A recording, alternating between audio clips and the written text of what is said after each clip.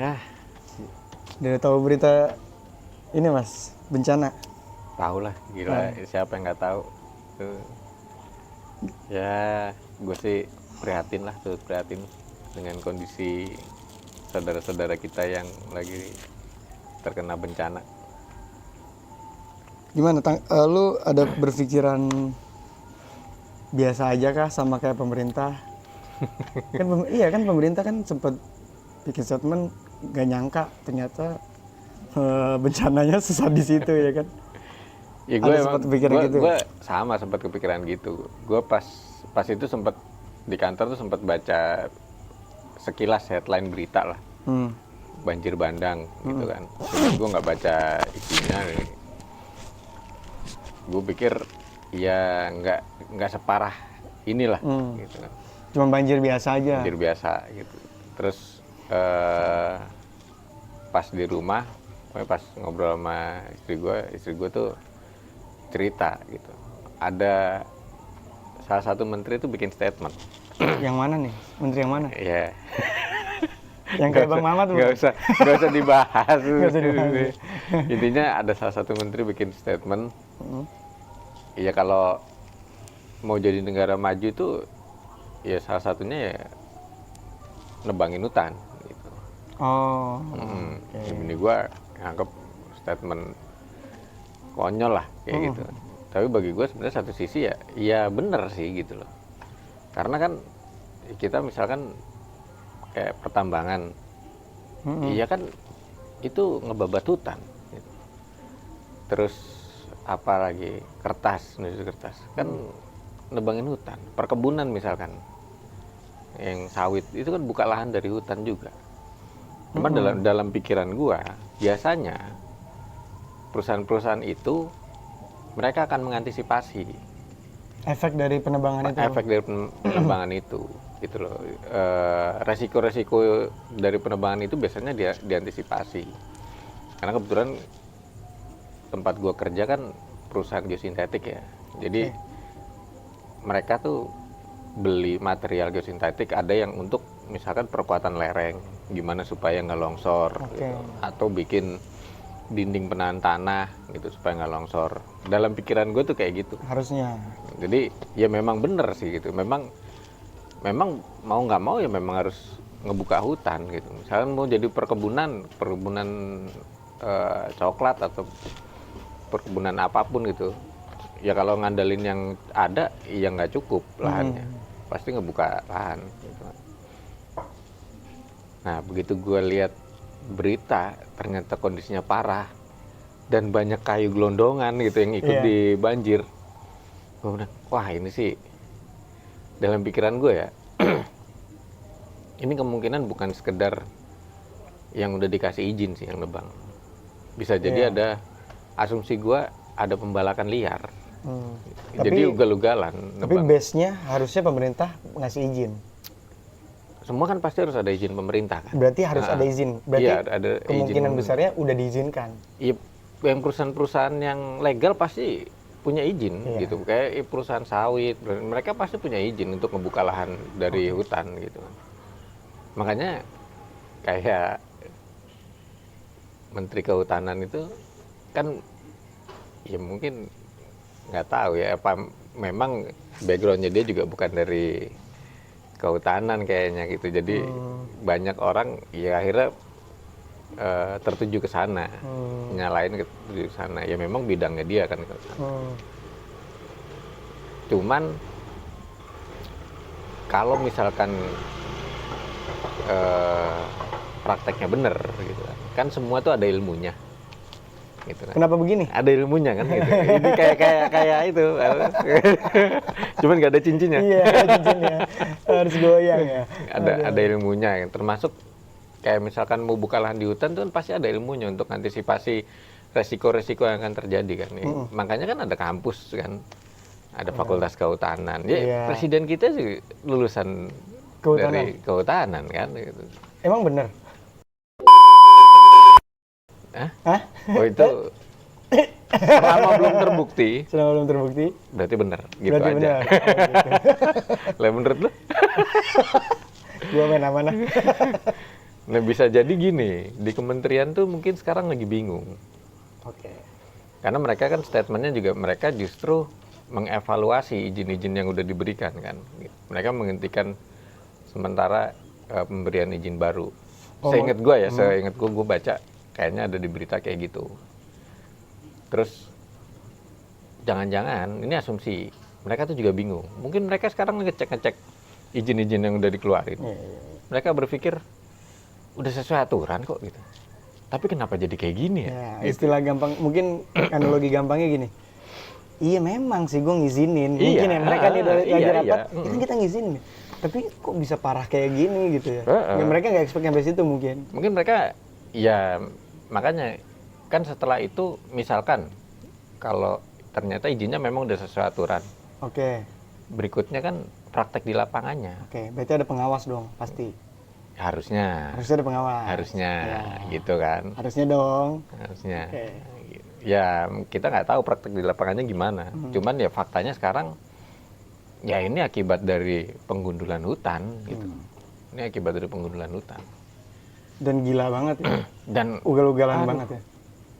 Gue ngeliat di sosial media di YouTube gitu ada videonya, itu emang gundulnya parah gitu, maksudnya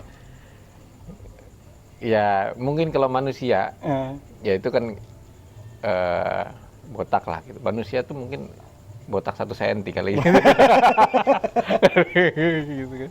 Jadi air tuh langsung ngalir gitu. Iya, los aja ya. Los. Ya, yang ya menarik sih, tapi yang jadi pertanyaan lagi balik ke yang tadi Mas.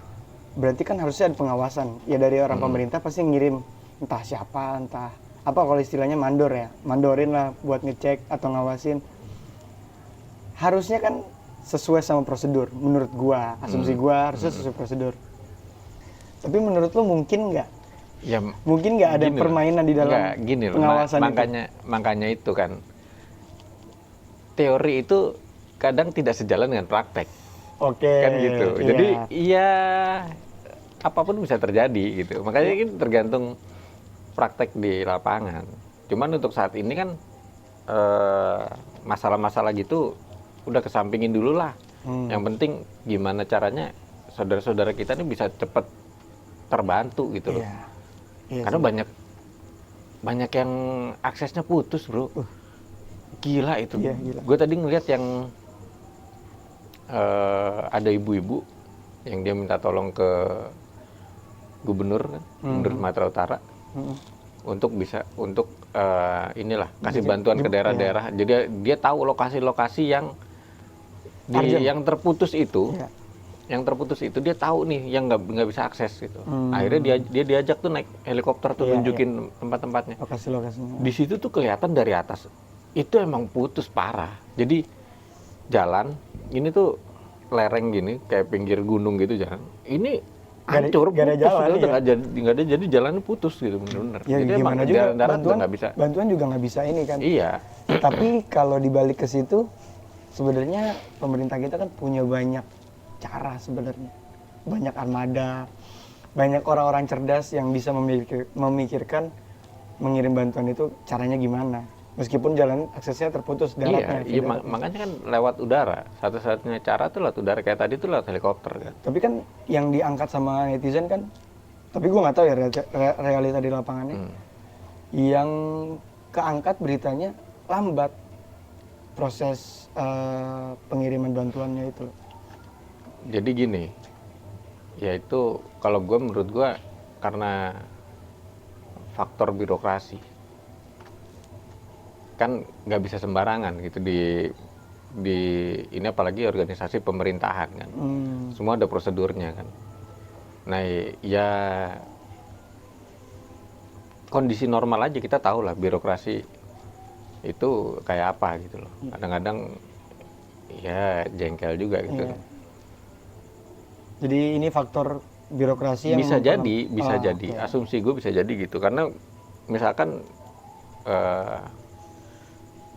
mau bertindak ngambil keputusan ini, tapi dia harus ACC dulu ke atasannya ternyata minta ACC lagi ke, ya itu mungkin itu yang terjadi gitu kan, mungkin itu yang terjadi. Tapi menariknya kalau dibenturin ke case yang kayak tadi lu bilang, harusnya pemegang kuasa tertinggi itu kan ada di presiden.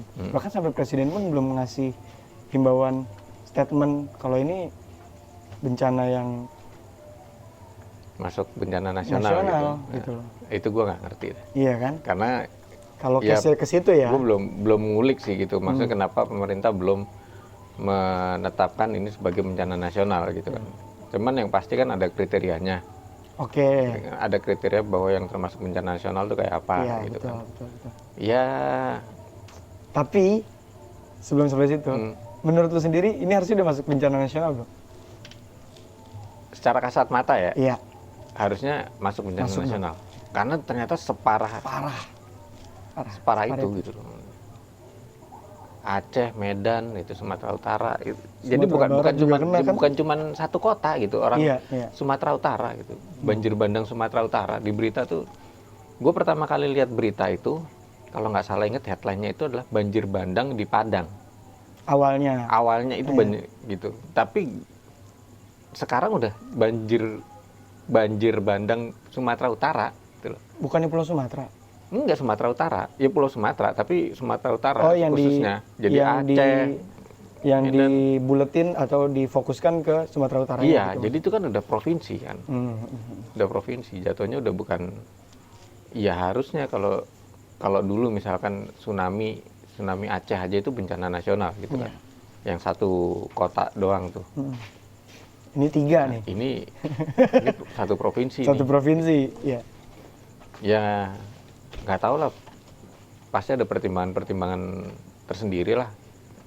Cuman yang jelas kalau buat gue nggak penting bencana nasional apa enggak, yang penting tuh cepet gitu untuk nanganin gitu, turun untuk nanganin. Gue juga nggak bisa ngomong banyak, itu paling udah selain donasi cuman bisa doa lah udah. Doa, ya. Bisa doa. Selain donasi cuma bisa doa, dan kita sangat-sangat prihatin. Iya. Sangat-sangat prihatin atas bencana alam ini. Ya terlepas dari siapa biang keladinya atau apapun lah, tapi kita sangat-sangat turut belasungkawa lah. Semoga semua yang korban terkena bencana diberikan kesabaran. Dan semoga bantuan ini cepat. Ya semoga inilah cepat teratasi lah udah. Harapan gue cuman itu, semoga cepat teratasi. Ya gitu dah, nggak bisa speechless gue kalau udah nggak bisa. Kita juga mau nyalahin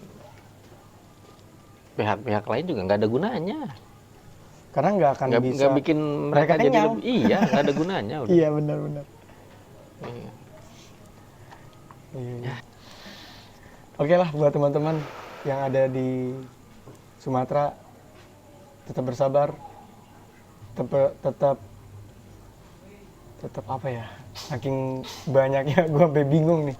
Gue udah nggak bisa berkata-kata ngomong apa-apa, karena apapun yang gue omongin, doalah apa, faktanya mereka kondisi itu belum secara instan ngerubah kondisinya mereka, betul. Jadi ya udahlah gitu. Iyalah. Sorry ya guys ya, cuma gitu doang bisa kayak gitu. Karena ini luar biasa, dahsyat ini benar-benar. Oke, kalau kalian punya pendapat lain atau pandangan lain, coba isi di kolom komentar. Oke, turut belasungkawa, sampai ketemu di next video, bye bye.